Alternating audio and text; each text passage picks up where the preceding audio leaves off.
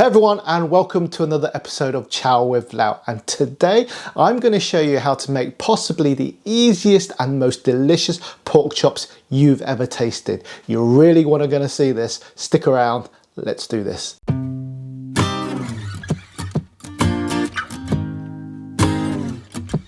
As regular viewers will know, this channel is dedicated to sharing my personal favourite recipes with you guys, and this always comes from family. Now this particular pork chop dish is something that my mum has passed down to me. Coming from a large family, my mum often had to batch cook for us. Now this comes in really handy if you have a large family yourself, or if you're making lots of food for lots of friends and family, or if you're a student or you're on a budget or you live alone. This is something you can batch cook and maybe put the rest in the fridge or even freeze it so you can then portion it up for the week coming ahead. Maximizing your budget, but without sacrificing any flavor or taste. So the next thing I'm going to do is prepare our flavor ingredients. I've got one whole medium-sized white onion here. Slice it through the middle, and then I'm going to just kind of slice it medium. Don't want to cut it too fine because I want it to hold its shape to a certain extent. It's going to be baked for as long as the pork chops are, so I don't want them to go all mushy. Then I've got like half a bulb of garlic here. Okay, and all I'm going to do is give them a good bashing in their skins. Not even going to take them out the skins. The flavour from this will just flow into our meat and into our juices, and it's going to be wonderful. Also, there's nothing better than squeezing out the soft cooked garlic at the end of this process, and as the chef I get to get those before anybody else does. It's kind of my favourite part of the process. Right, that's all done. So the next step is to get our wok or our pan smoking hot before we even put in the oil. So about two tablespoons of cooking oil there, and then give that a bit of a swirl. Coat your wok properly if you're using a wok, otherwise it's going to stick. And then place in a couple of our pork chops. Don't try to put them all in at once. I can probably fit 3 in this because we want that heat to stay hot. If you put in too much at any one time, you're going to cool the wok and you're not going to get that nice sear that we want on these pork chops. We want them to caramelise nicely, but we're not going to cook them through, not in the wok anyway. At this point we can add a pinch of salt and pepper.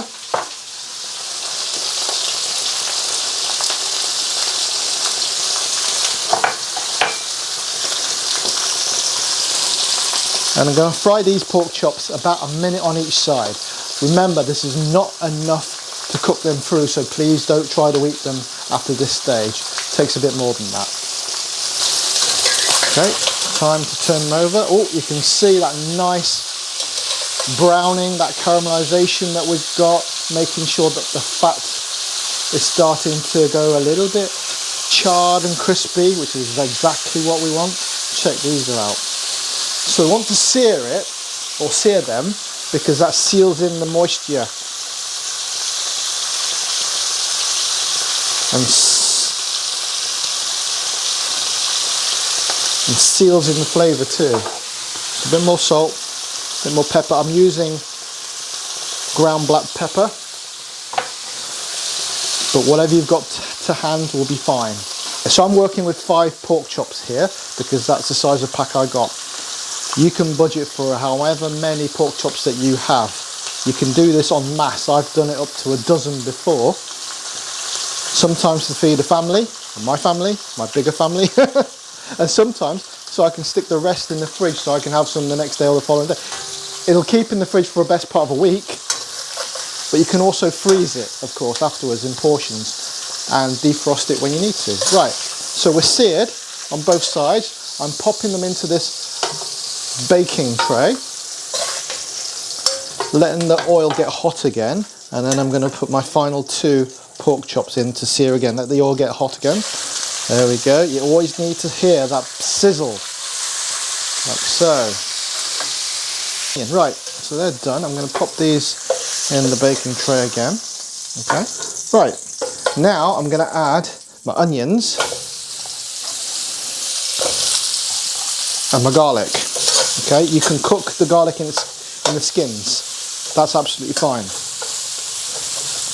Okay, what we're going to do is just soften this up, get some flavour into that oil, and what we're going to do is make our gravy. Okay, so just start to soften that up, let it begin to cook.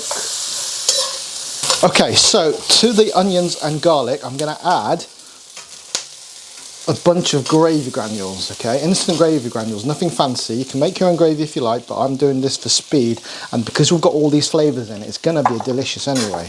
Okay, and I'm just going to add, notice I'm not actually giving you quantities.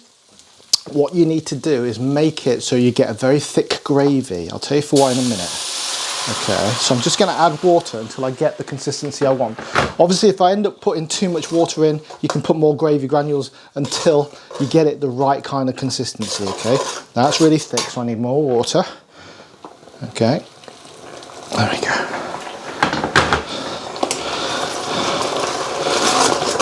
I mean, you can do all sorts of fancy stuff with stock if you like, and if you have the time and the budget to do that, whatever, that's great. I mean, add a stock cube if you want to, but I don't feel it actually needs it. I've got so much flavour going into this.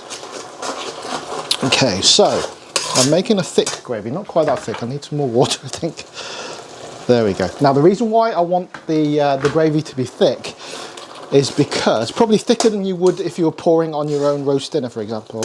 The reason being because when we pour this, we're going to put this onto the pork chops, and the pork chops are going to get juicy. They're going to exude juice. You know, when you put a piece of meat, when you've cooked a joint or a steak or something, and you rest it, juices come out. Now, as it's cooking, the pork chops will also exude liquid. So therefore, it's going to automatically make the gravy thinner whilst it's cooking.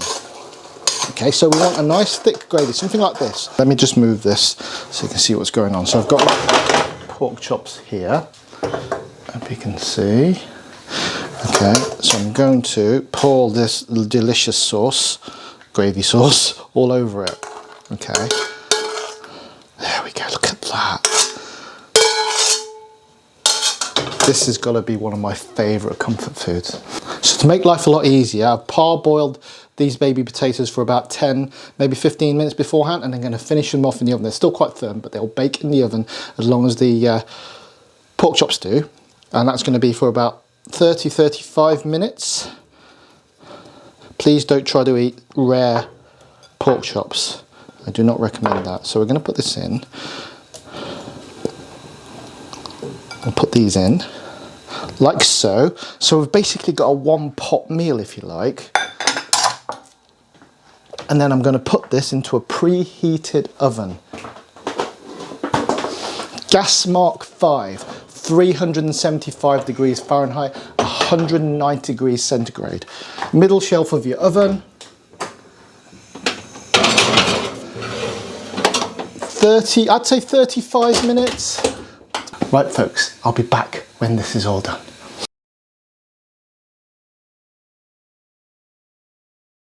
Look at that. Check this out, guys.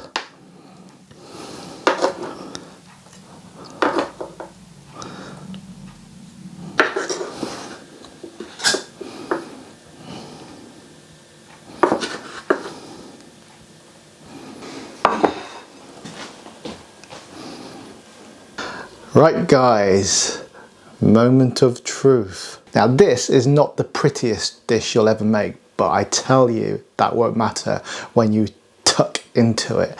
It is just so warming and delicious, comforting, something that's going to warm the cockles of your heart on those cold winter days, and to be honest, any other day to be fair. It is just good, wholesome food.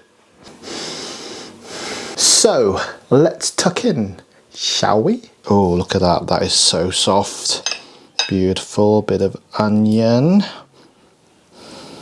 And maybe a little bit of the baby potato, all in one go. Oh my gosh, that is so nice. Pork chops don't come better than this. The gravy is just so nice and savoury. The garlic and the onions have really done their magic there, from just making a plain instant gravy into something really, really worthwhile. The pork chop is meaty, it's still tender and juicy, absolutely delicious. And the potatoes melt in your mouth, and they've absorbed the flavour from the gravy as well. Absolutely delicious. What more could you ask for?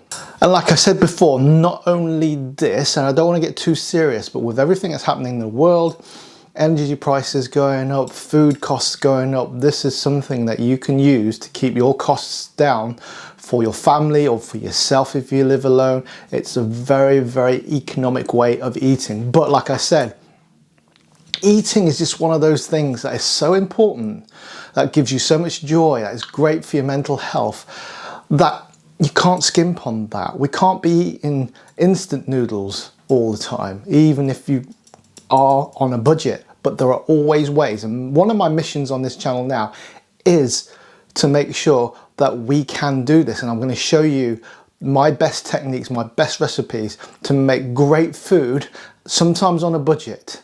It's one of the things that I want to do with the channel, as well as the rest of the recipes that I do normally.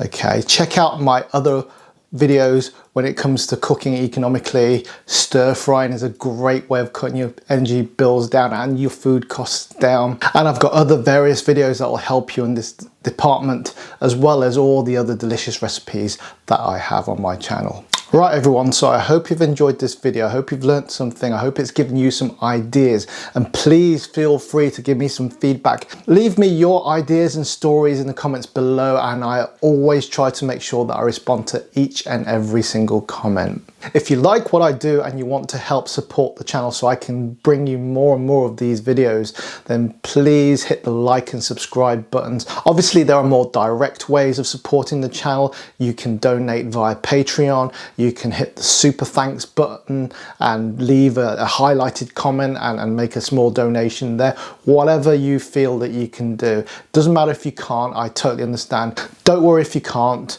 Watching the video is the only thing I'd really like you to do, because that helps my channel in so many different ways as well. Also, if you have people that you know, family, friends, people who are going off to university, college, or whatever, who might benefit from my recipes, please share this video and my channel to all the people you can. That will also help grow my channel and hopefully help your friends and family too. Thank you so much for watching. I hope to see you in my next video. Take care guys. Bye bye.